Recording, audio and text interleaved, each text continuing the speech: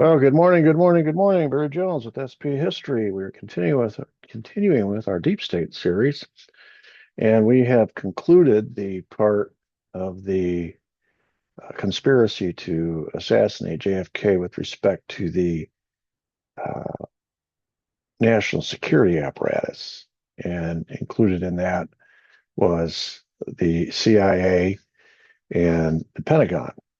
And I went through the history of the CIA going back to its formation in 47 with the passage of the National Security Act, and then continued on through all the covert operations up to and including the covert operation to assassinate an American target on American soil, which of course was ZR rifle, under the guise of Operation Northwoods, which was to create a pretext to invade Cuba as a result.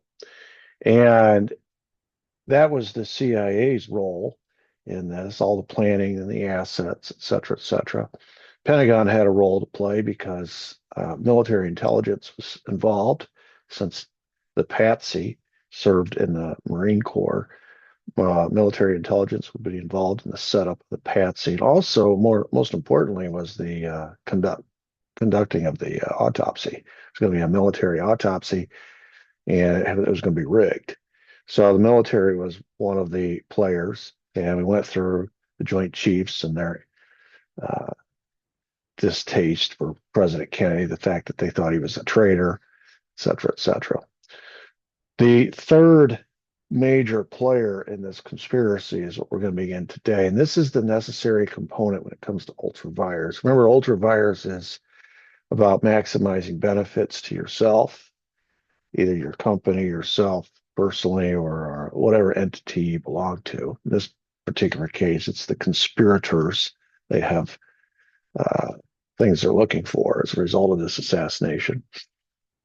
And this person, which is unique in the sense that all the other moving parts of the conspiracy involve entities, the CIA, the FBI, intelligence, American intelligence, the Pentagon, U.S. military.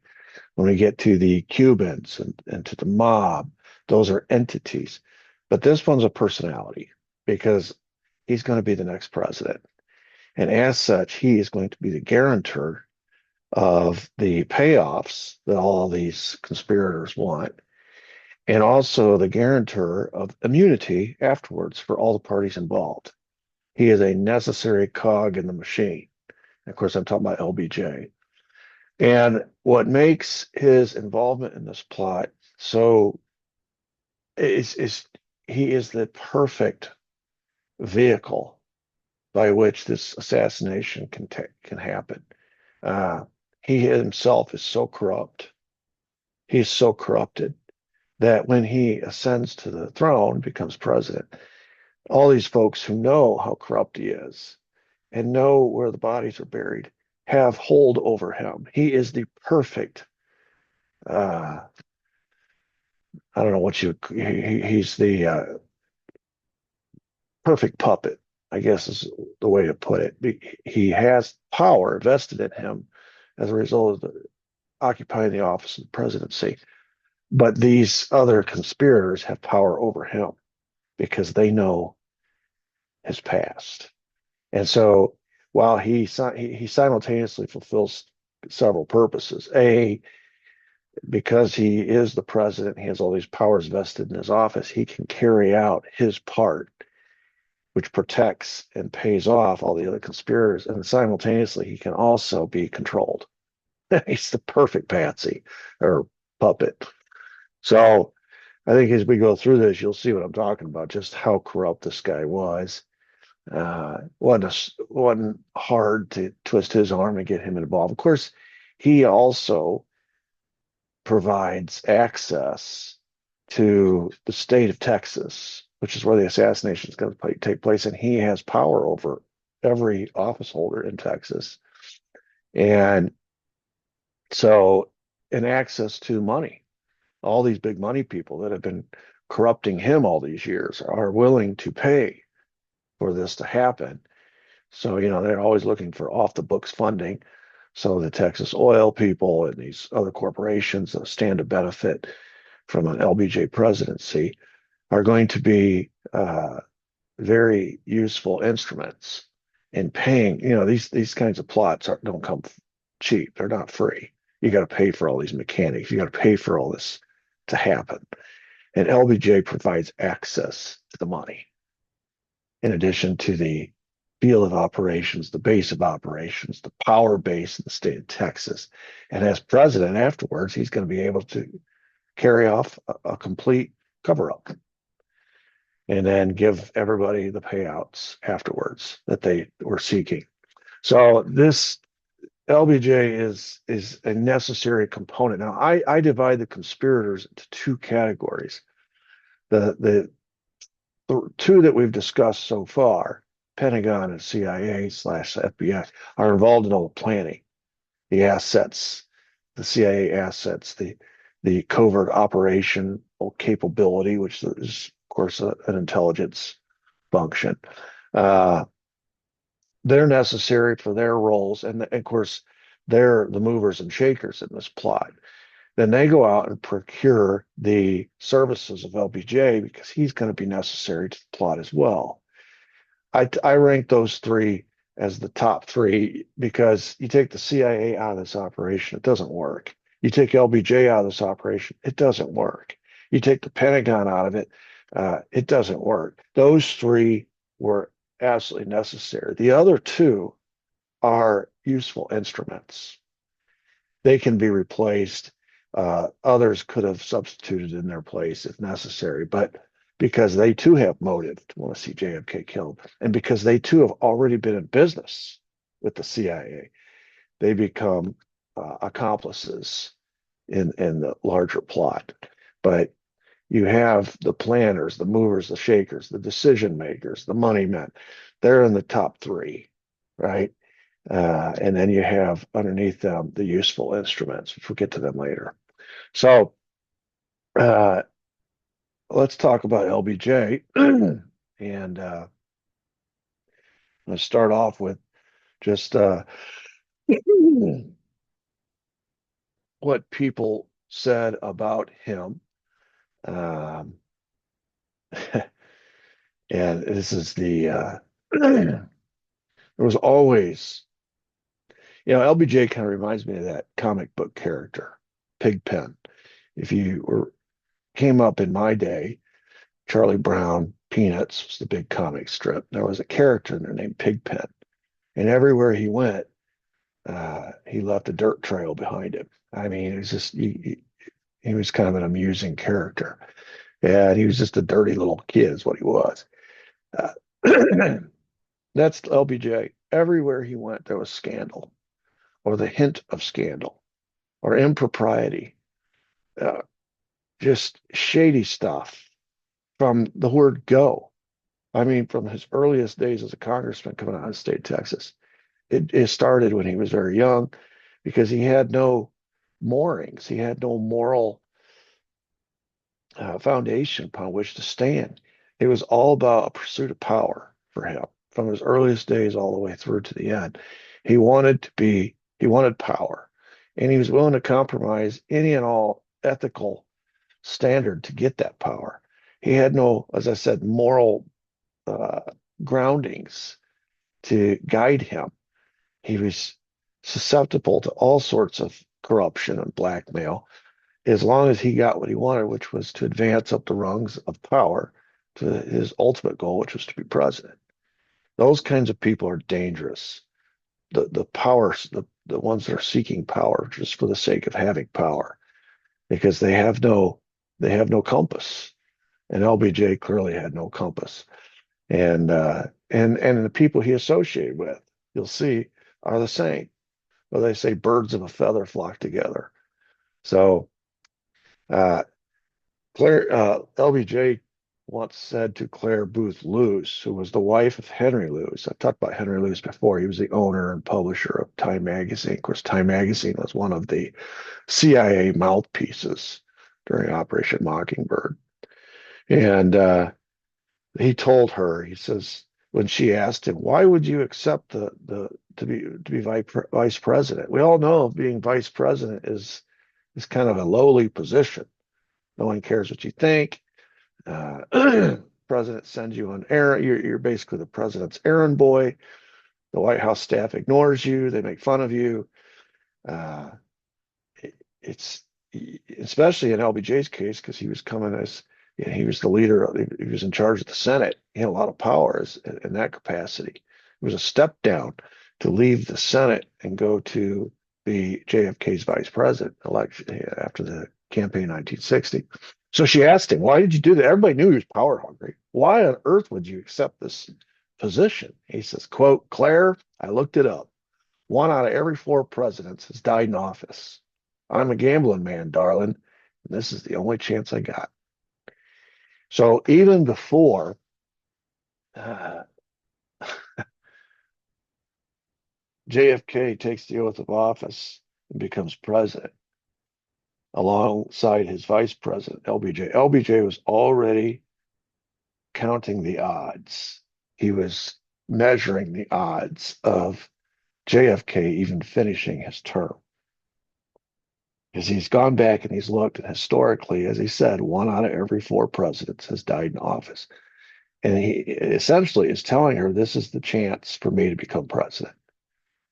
Uh, I think it's almost a tacit admission. He's so corrupt that any campaign for the presidency is going to reveal the extent of that corruption, and he won't win. He can't win in an honest election. He's got to succeed to the throne when the throne holder, the king, the president dies. That's how he's going to get in office. And he's predicting this before he even becomes vice president.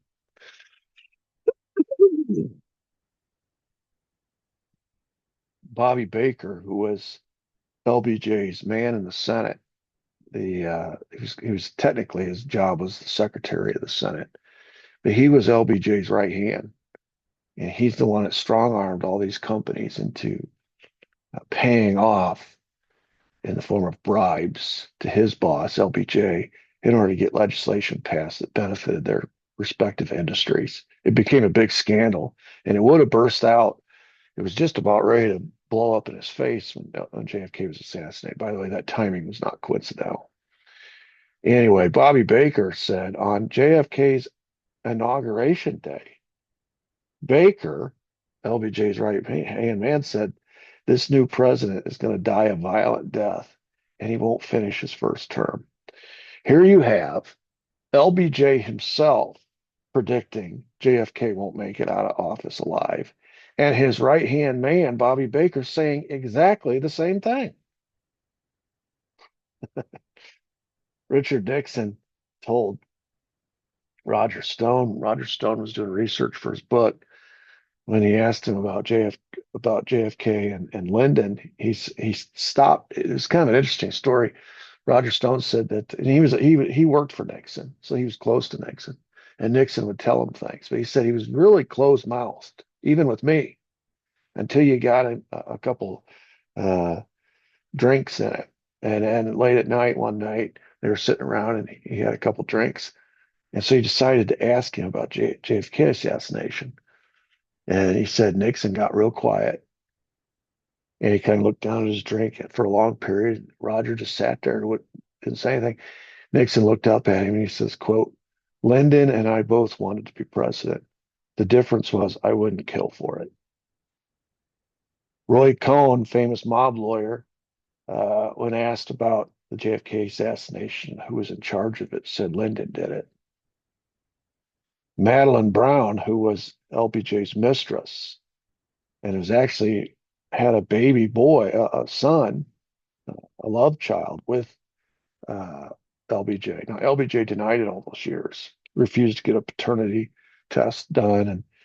But if you ever see a picture of the son, now he's dead now, but the boy was a spitting image of LBJ, especially when LBJ was younger.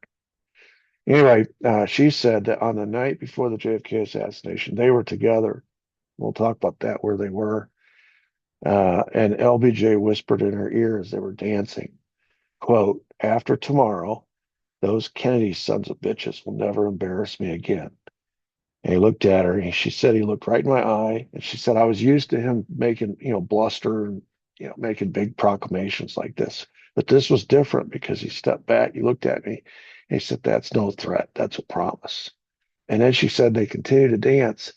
And before they finished, he repeated the exact same threat to her again. So this is the character we're dealing with. Let me talk about LBJ.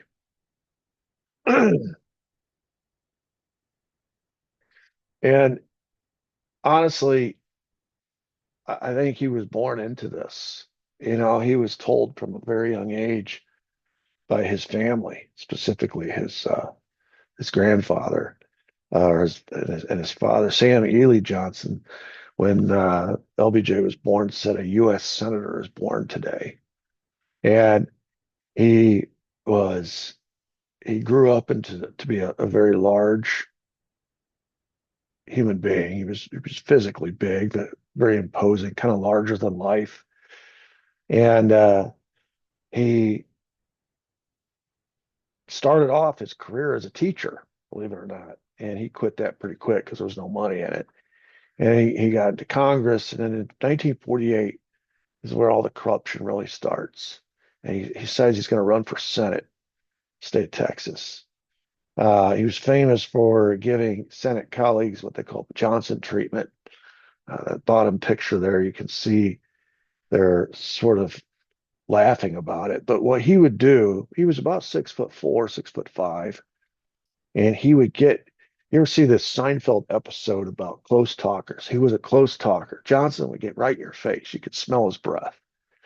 And because he was bigger than most of the people he was talking to, he would tower over them and lean into them and force them to lean backwards. And he just continued to lean forward more and more, and they would lean backwards more and more. And this is how he would negotiate. They would be whomever he was negotiating with was always in a defensive posture, and he was in a very aggressive posture. His mentor was Sam Rayburn, pictured at the top right there. LBJ's kissing him on the forehead. Sam Rayburn was notoriously crooked out of state Texas. I believe pretty much every trick LBJ learned, he learned from Sam Rayburn. Top left is the picture of him running for U.S. Senate in 48 when he got use of a helicopter. He was either the first or one of the first. Texas is a big state, and he didn't want to waste time in a car. So he got one of his corporate donors, who later, one of his benefactors, they hitched their wagon to him to pay for a helicopter so he could ride around the state on this whirlybird and campaign. And no one else was doing that at that time. And it was pretty revolutionary, and it was very dramatic. People waited out in the fields to see him coming on his helicopter, and he'd land in the fields, he'd land in the parking lots, wherever he was going to campaign. And it made his arrival a spectacle. And of course, he himself was a spectacle on top of that. This election in 48 is interesting because LBJ has all these cronies that are working in his corner. And of course, the whole South is a Democrat. It's called the Solid South. It was all Democrat. So the real election was the primary between the rival Democratic candidates. Whoever the poor sap was that was nominated by the Republican Party in the general election stood no chance. So the real contest was the primary.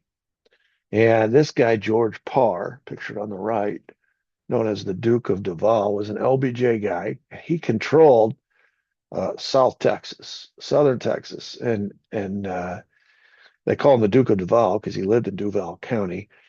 But his influence extended beyond Duval County. It was all Southern Texas, and his method to get his people elected was to quote vote to Mexicans. He would use threats, violence. He'd also use bribery. So he's using the stick and the the carrot and the stick to get Mexicans, many of whom were not even registered to vote. But you get into South Texas, and that's the majority of the population. So you get these Mexicans who needed jobs, or didn't want to mess with the power structure. Uh, uh, they don't want to mess with the Duke of Duval, and he'd get them to vote for his candidate. And his enforcer was the deputy sheriff in town. So essentially, what you have is the Duke of Duval is kind of like, if you remember the old show, The Dukes of Hazzard, right? And you had Boss Hogg, who was over that area there. Forget the name of the community, the town, but and then he had on his payroll Roscoe P. Coltrane, right? I don't know if he was a sheriff, but he was a deputy for sure, and he did all his dirty work for him. And that's what Luis Salas was. He was deputy sheriff, and he was the power enforcer.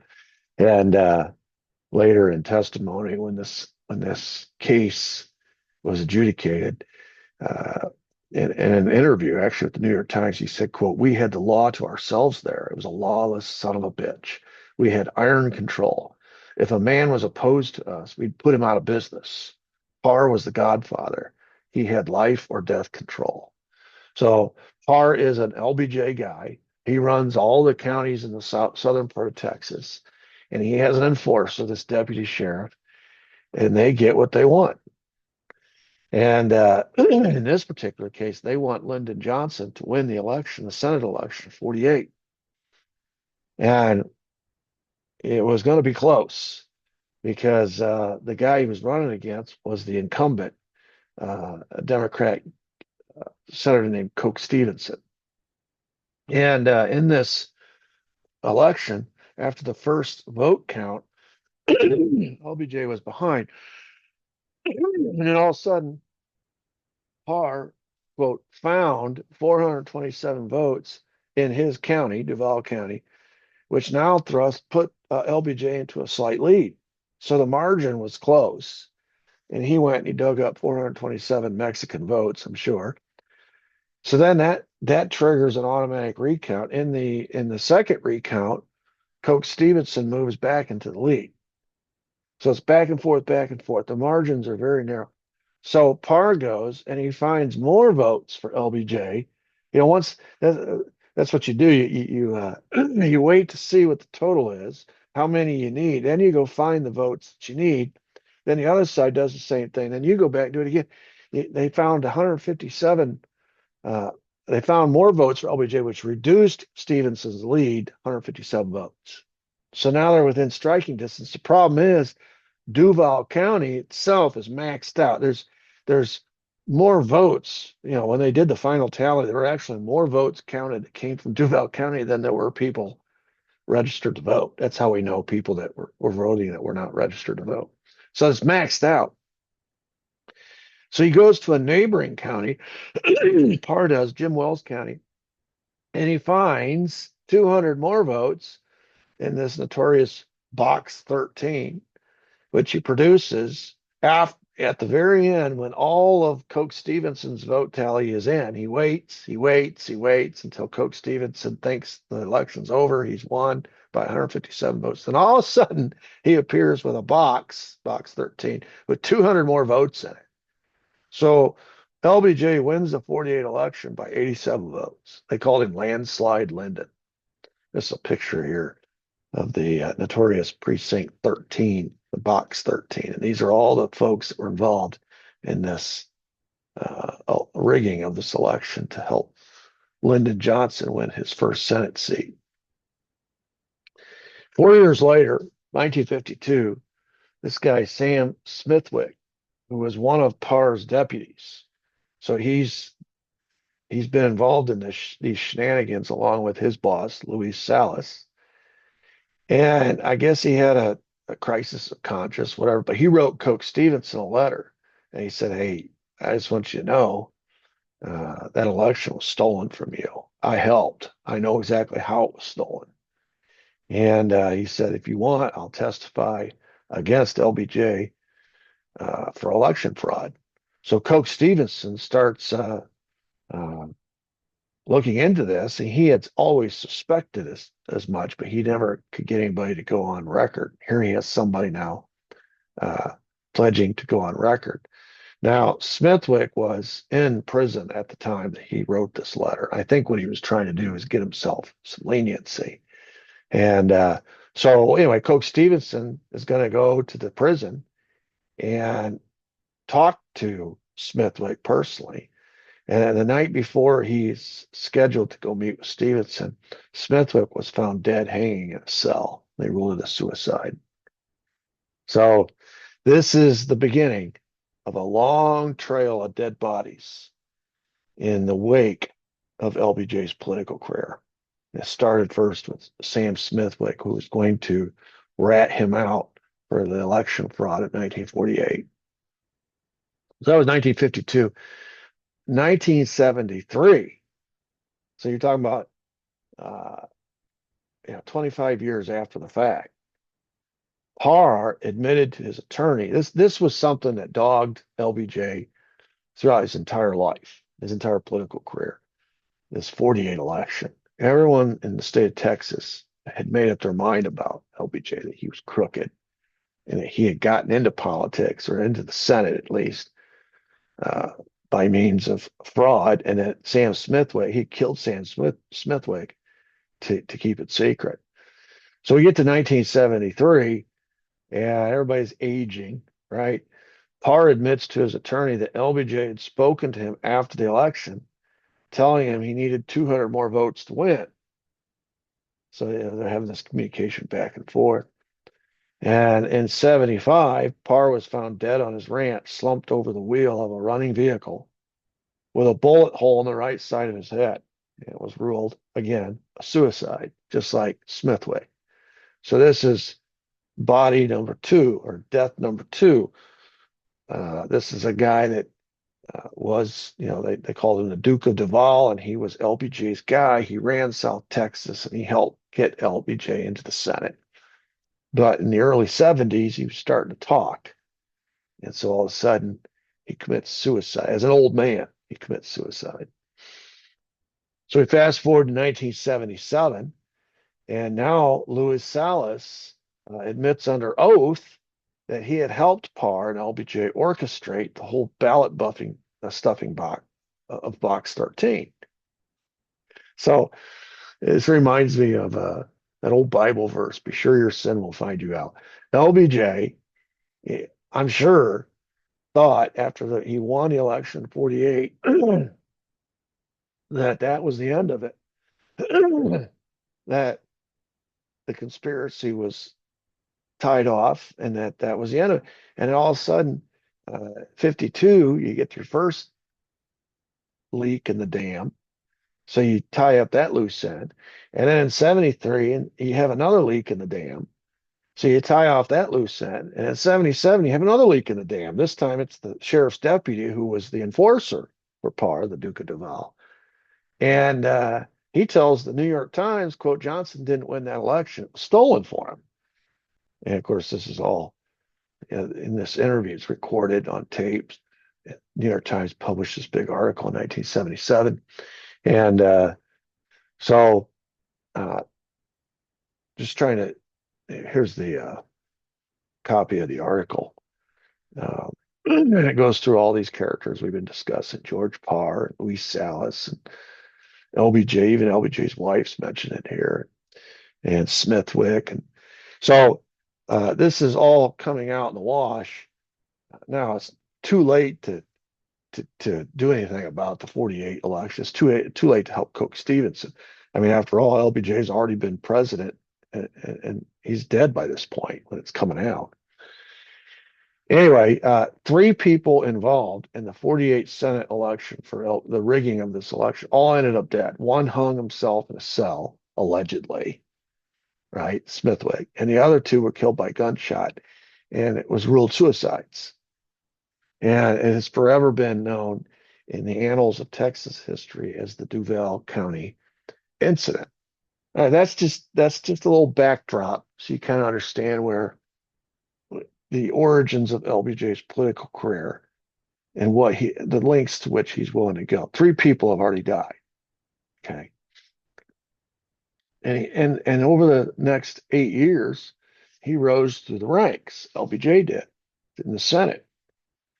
And remember, all this that we just discussed came out 52.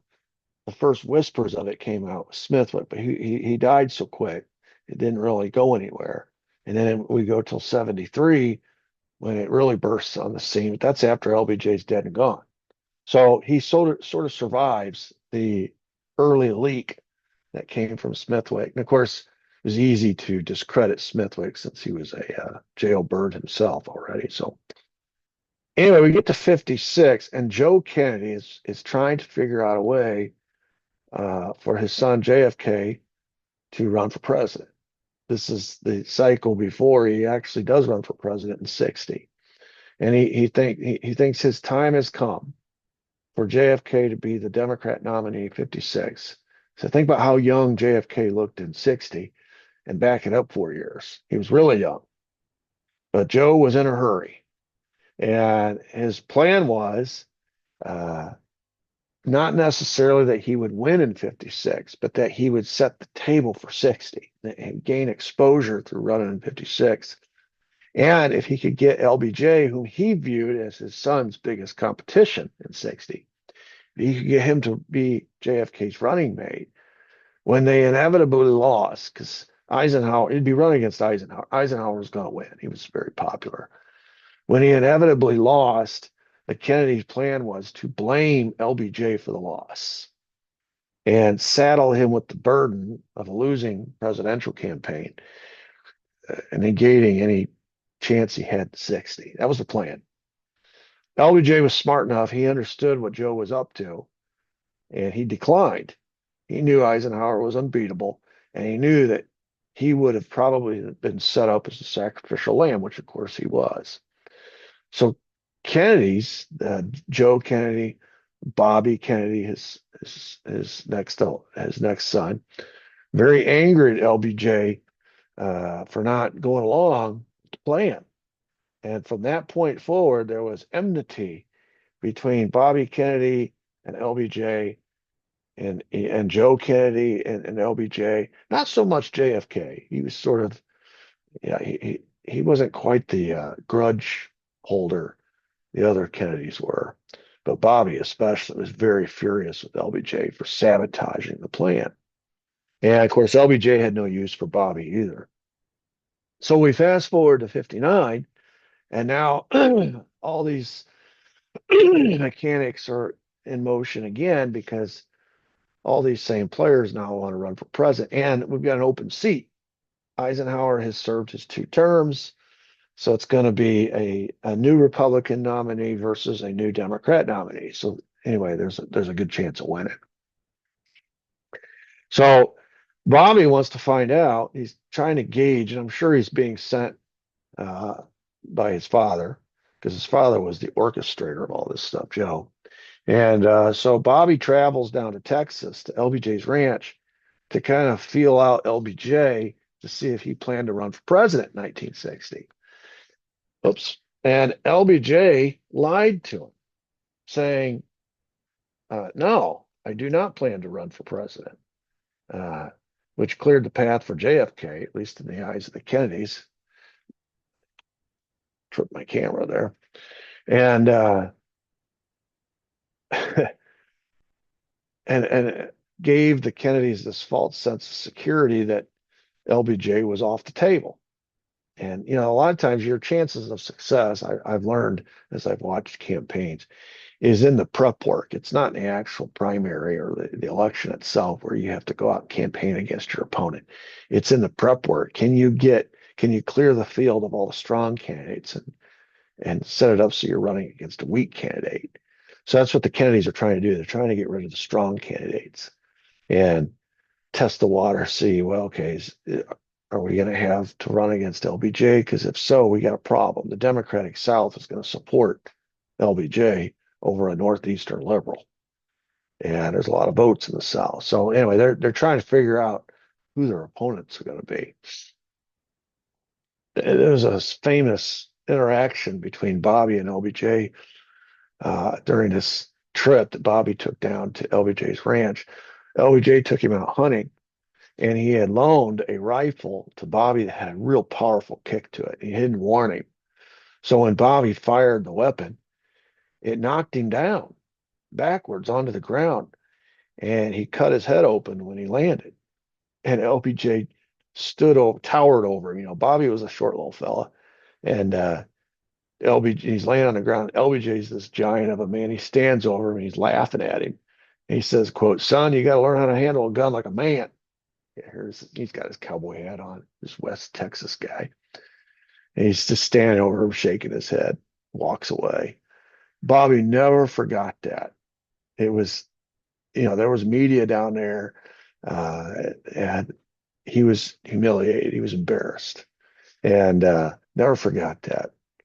Neither did LBJ, by the way. Anyway, we get to the campaign. Of course, LBJ does run for president. And not only does he run for president, violating his promise that he made to Bobby, but he goes after the Kennedys, especially Joe Kennedy, the sort of the paterfamilias of this family, right? And he mocks him publicly for his appeasement of Hitler. That story about Joe Kennedy when he was U.S. ambassador in London, and how he and Neville Chamberlain were tight, and neither one thought Hitler was the threat that he turned out to be. And eventually Joe Kennedy had to be fired.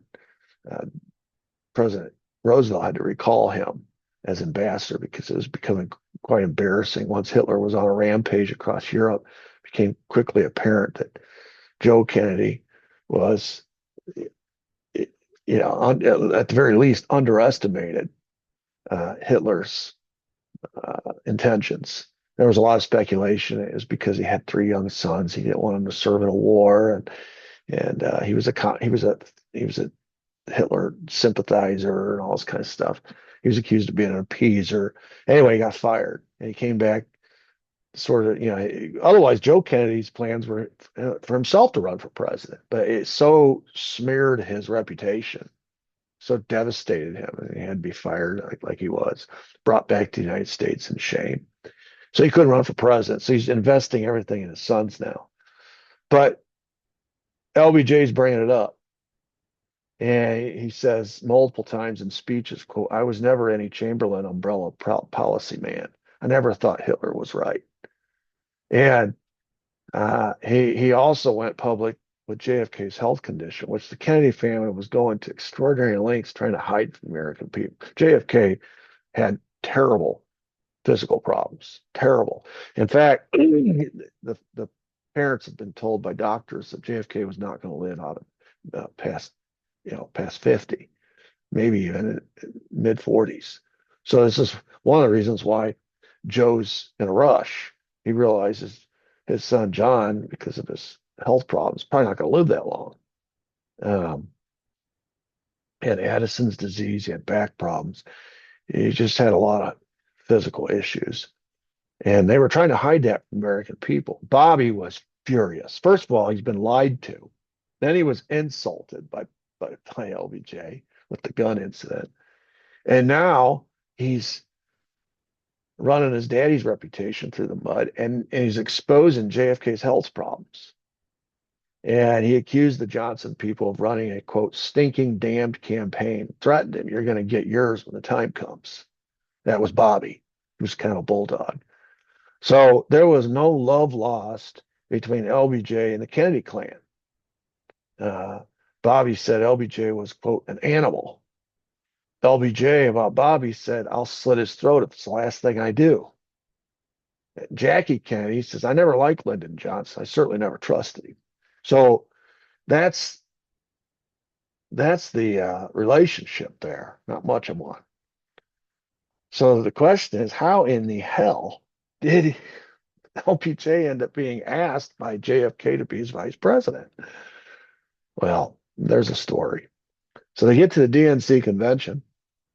It's a contested convention. JFK ends up winning the nomination, but he's smart enough to know he's going to need somebody on his ticket to help him win Southern votes. And Uh, so he offers it to LBJ as sort of a token, thinking that LBJ would turn it down just like he had in 56. Remember, he'd already turned it down once when Joe had asked him the first time. So he offers it to him because it's within the party. In order to keep peace within the party, you have to be seen as now after the election's over or the primary is over. Now you reunite the party and mend fences and proceed on to the next enemy, which is the Republican candidate. And he's on record as having a conversation with RFK saying, "You're not going to believe this. He wants it." They offered it to him as a lark, as a way for them to say, we're trying to bring everybody back together under one big tent, Democrat Party, never thinking that he's going to accept it. And RFK is horrified. Oh my God. And so JFK says to RFK, "Now what do we do?" Bobby says, "Well, I'll take care of it." He goes to LBJ's suite there at the DNC convention site. He goes to it twice, trying to talk LBJ out of the VP slot. And LBJ won't hear of it. He's like, "No, he asked me to serve as vice president, and he was just dead set on doing it." So now JFK and his brother Bobby are in a fix. That's the public story of how it happened. That they offered it to him on a lark, that he accepted it, put the Kennedy brothers in a bind because the Kennedys and the Johnsons didn't get along. Now they're trying to figure out how to extricate them from that situation. That's the public story.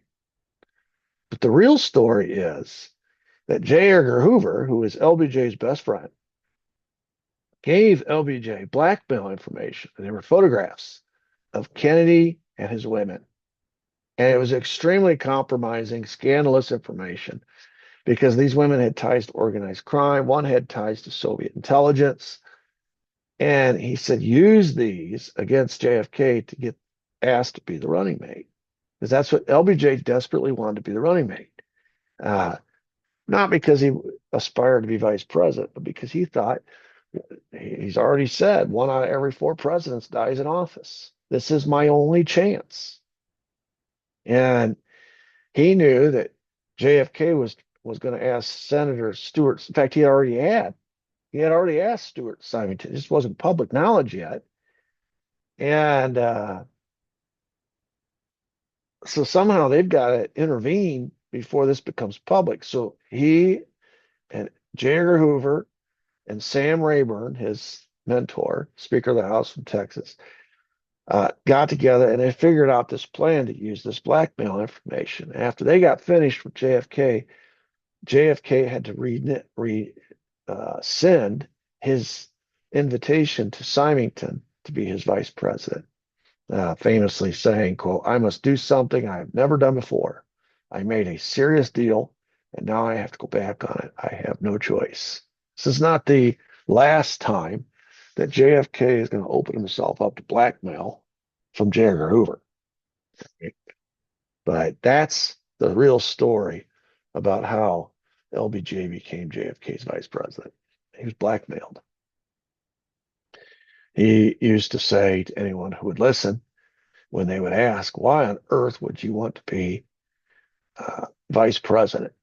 And he said, "Power is where power goes." And his point was, it's not about, if I have to suck it up for 8 years, so be it. But after that, I'll be the front runner for the presidency. And that's if he lives. If he doesn't live, I'm the president. And, he had all this power. And part of LBJ's plan was, as the majority leader in the Senate, he had all kinds of power. And his plan was to run the Senate by proxy as vice president. So he was going to maintain his grasp of the Senate, power over the Senate as vice president. And that would fulfill the power need that he had. And he would simultaneously be vice president so that in the event the president dies or serves 2 terms and now it's time for his successor, he would be in primo position to be the next president. but he would still be operating as the majority leader of the Senate, behind the scenes, running the Senate through proxies. That was his plan. After they won the nomination, after JFK won the nomination, he asked, as we went through that story, he asked LBJ to be his running mate. It stunned everybody, and of course, Bobby was upset. And as far as LBJ was concerned, he said he used to mock the fact that you see this picture over here on Time magazine cover. See if I can move my face here. These were the candidates for the Democrat nomination, and Kennedy's front and center, but he's obviously the youngest. You got LBJ in the back right, uh, Hubert Humphrey back left. You got all these different candidates, and they're all older than him, more experienced, old hands politically. And during the campaign, LBJ had used, in addition to smearing his daddy and exposing his health problems, he also said that tried to play up the fact that he was an experienced political hand and JFK wasn't. He said Jack was out kissing babies while I was passing bills, saying, I'm here in Washington doing the work of government. He's out campaigning all the time. And so there was just a whole rat's nest of stuff for the Kennedy family to hold against LBJ. And of course, because JFK won, emerged victorious in the primary and was going to be the presidential candidate, that by itself was enough to drive LBJ's hatred of JFK because he occupied the position of power that he wanted. Anyways, as things proceeded along and the campaign began in earnest against Nixon, the operating principle was, well, LBJ's a ticket balancer. You've got this youngest candidate who is just following up our oldest president we've ever had, Eisenhower, juxtaposed against this very young candidate. We need somebody with some age and some seasoning, and that's what LBJ provides. He also balances the regional problem that JFK had. He's a Northeastern liberal, and he needs somebody from the South to bring some balance to the ticket, and that's what LBJ provides. Experience. Obviously, LBJ has a lot of experience. JFK has a little. Again, he's a ticket balancer. And then the other one is the temperament. JFK was cool as a cucumber, funny, had a great sense of humor, self-deprecating. He was great with the media. He was just a cool customer, great campaigner, great interpersonal relationship skills with people. Just had all the qualities that you look for in a presidential candidate or any political candidate for that matter. LBJ was just the opposite. He was a hothead. He was prickly. He was arrogant. He was sort of an asshole. That's what he was. Um, he'd lose his temper, uh, go off and half cocked, say things off the cuff.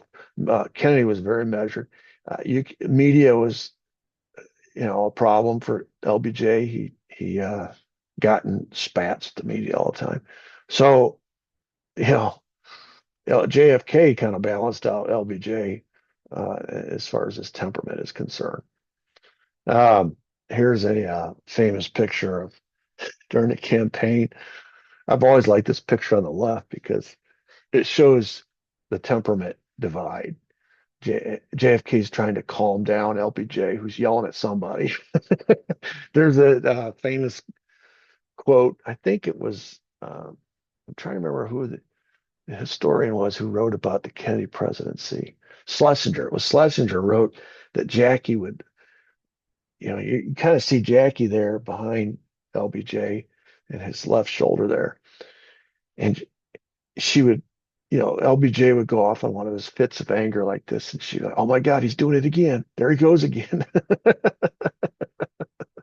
So you had the Kennedy cool, and you had the fire.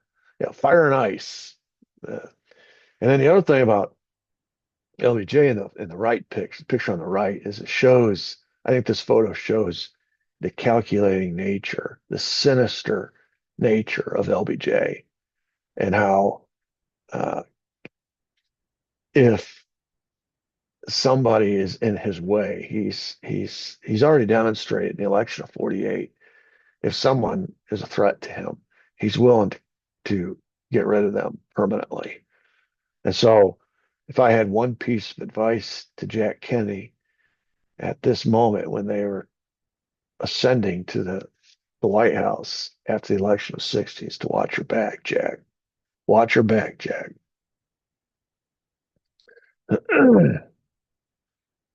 There's the quote by Jackie. Oh God, he's doing it again. All right, that's enough for today. Just wanted to kind of talk about how they became running mates, how he became Jack's vice president when there was all this enmity between the two families.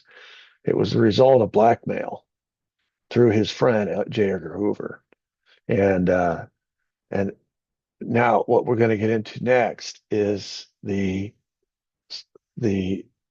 uh, I guess the orbit of friends around LBJ from his earliest days in the Senate all the way through to the time when he was president, and how one could see or almost predict what was fixing to happen by the friends he kept. And it not only illuminates the character of his friends, it illuminates the character, shines a light on the character of LBJ himself. So, all right, remember now, uh, this is a very important part of the conspiracy. Ultra Vires is about maximizing benefits or profits, and public interest doesn't matter. And in the end, you immunize yourselves, no liability, you face no liabilities. Well, this conspiracy is about certain benefits these conspirators want that JFK is standing in the way of, becoming an obstacle to. They don't care about public interest. They don't care what the American people want. In fact, they know that if they don't do this, he's going to win re-election. So they have to do this. But they need to assure themselves of immunity afterwards. And what better way to assure themselves of the immunity that they need afterwards than to have the future president of the United States in on the plot from the get-go. And because he's so corrupted and everybody knows it, they can use him almost, they can use that as a leverage instrument against him going forward to control him. So they get the best of both worlds by getting LBJ involved in this plot. They have control over him. As president, he'll give them their payoffs and provide immunity. He's the perfect vehicle by which this conspiracy, he's the most necessary part of it to make it work. So, all right, thanks for joining in. Feel free to subscribe to my channel. Feel free to smash the like button, share, and or comment. Thank you. God bless.